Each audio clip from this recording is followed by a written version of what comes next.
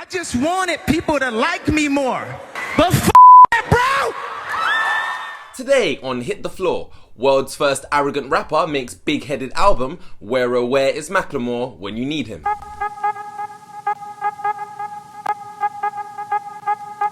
Yawn, hip-hop icon Kanye West makes yet another genre-defining album that will undoubtedly create another shift in hip-hop and likely popular music. Wow, Kanye, how original. Literally the exact same thing he's done with his previous 6 albums. From the sped up soul samples on College Dropout to fully integrating EDM into hip-hop on Yeezy, breaking new ground is old hat for Kanye West. And now, the life of Pablo.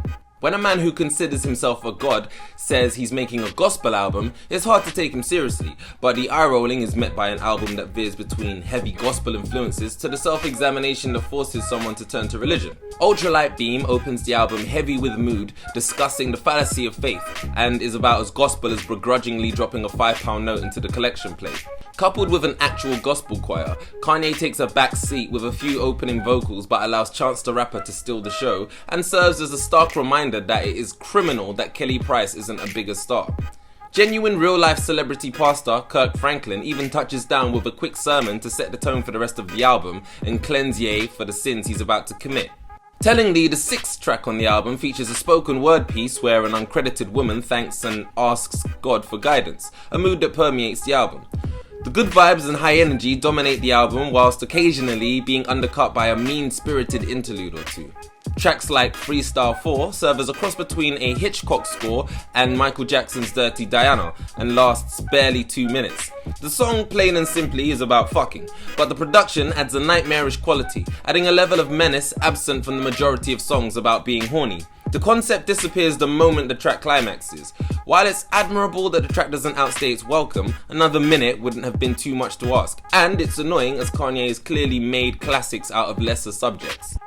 The majority of tracks can barely maintain their instrumentals without breaking down into something completely different, but still carrying the song's theme.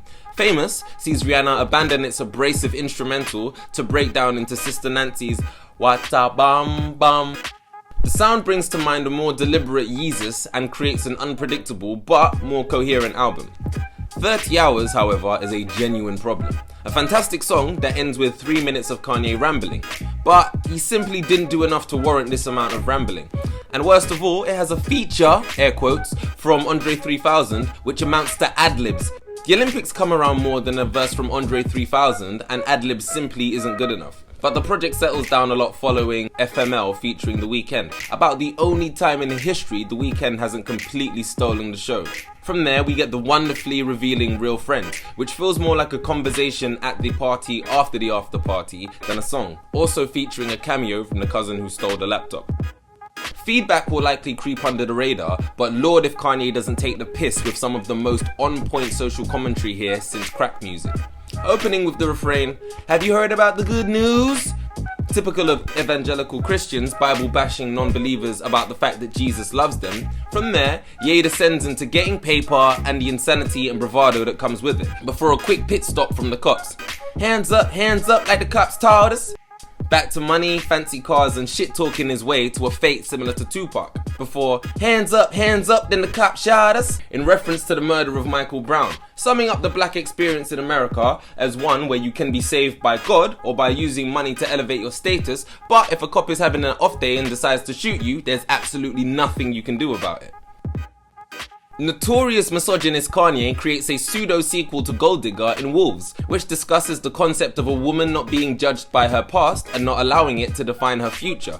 Here he once again pushes the boundaries of hip-hop, as about the only thing that makes it identifiable as hip-hop is his rapping, but the hum-singing of the verses are, if not more arresting than his raps, especially coupled with the minimalist instrumental, once again bringing to mind a more refined Yeezus.